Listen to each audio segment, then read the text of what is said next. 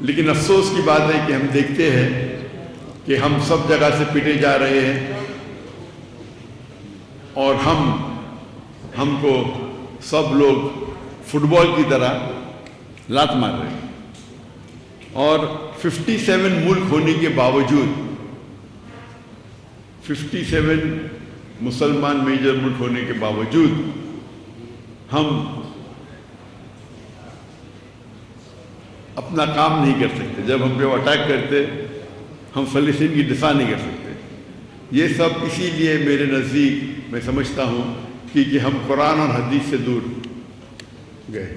پہلے دیکھیں گے آپ، اللہ کے رسول کا دور تھا، خلفاء راشدین کا دور تھا، صحابہ کا دور تھا، ہم تعداد میں کم تھے لیکن ہم ٹاپ پہ تھے۔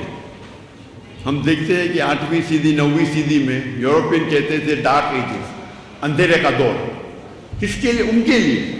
مسلمان اتنی چوٹی پہ تھے کہ اگر آپ کو سائنس ٹیکنالوجی سیکھنا ہے تو لازم ہے کہ آپ عربی زبان سیکھیں۔ تو غیر مسلم عربی زبان سیکھتے تھے سائنس اور ٹیکنالوجی کو جاننے کے لیے، اور آج ہم دیکھ رہے ہیں ہماری حالت کیا ہے۔ میں سمجھتا ہوں کیونکہ ہم قرآن و حدیث سے دور جا چکے ہیں۔ اللہ تعالیٰ فرماتے ہیں سورہ عمران میں سورہ نمبر 3 آیت نمبر 103 میں، وَاعْتَصِمُوا بِحَبْلِ اللَّهِ جَمِيعًا وَلَا تَفَرَّقُوا، کہ ہم اللہ کی رسی کو مضبوطی سے پکڑے اور آپس میں نہ بٹے۔ اللہ کی رسی قرآن اور صحیح حدیث۔ اور ہم دیکھتے ہیں کہ ہمارے معاشرے میں کئی فرقے ہیں۔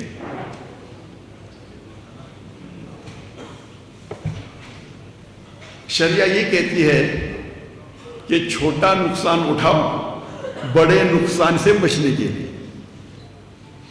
تو میری التجا ہے کیا یہ فرقہ بندی ہم کم کریں اور اللہ کی رسول کے قریب آئے۔ اور آپ دیکھیں گے اگر ہمارا دل بڑا ہے تو لوگ ہمارے قریب آئیں گے۔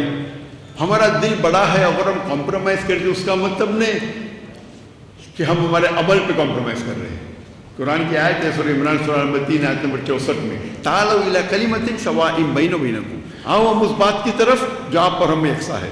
یہ اکثر اس کے پہلے اللہ تعالیٰ فرماتے کل یا اہل کتاب، کہو اہل کتاب سے، یہود و نصارہ سے۔ لیکن یہ آیت باقی غیر مسلم کے لیے بھی لاگو ہو سکتی ہے، چاہے وہ ہندو ہو چاہے بدھ ہو، ہر غیر مسلم کے لیے لاگو ہو سکتی ہے۔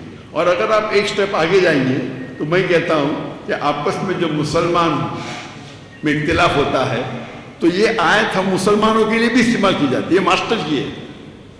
اور آپ دیکھیں گے کہ اگر ہم اللہ کے رسول کو اور اللہ کو آگے رکھیں گے تو لوگ آپ سے جڑیں گے۔ اگر میں جانتا ہوں کہ یہاں کے سب لوگ توحید مانتے ہیں اور میں توحید پہ تقریر دوں، کیا فائدہ؟ میں بھی 1%، 2% آپ کو فائدہ ہوگا۔ لیکن جب ہم توحید کی بات کرتے ہیں اور دیگر فرقے والے کو دعوت دیتے ہیں اللہ اور اللہ کے رسول کی، اور چھوٹی چھوٹی اختلاف کو بازو رکھتے ہیں، تو آپ دیکھیں گے آپ کی دعوت اور مقبول ہوگی۔ اور یہ اصول ہے کہ فتنہ قتل سے اور بدتر ہے۔ تو آپ دیکھیں گے کہ میں شیخ دیدار صاحب سے متاثر ہوا اور دعوت کے میدان میں آیا تو پہلے جب شروع کیا میں ایک دم نرم تھا، کوئی رزلٹ نہیں۔ پھر میں ماشاءاللہ ایک دم شیر بنا دیدار صاحب سے زیادہ۔ اس کے بعد پتہ چلا جو آیت میں پڑھتا ہوں، ادعو الی سبیل ربک حکمہ، حکمہ سے بات کرو، کبھی نرم کبھی گرم کبھی سخت، لیکن اکثر نرم ہونا چاہیے۔ ضرورت ہے تو شیر کے جیسی بات کرو، لیکن شیر کو گرجنے کی ضرورت نہیں۔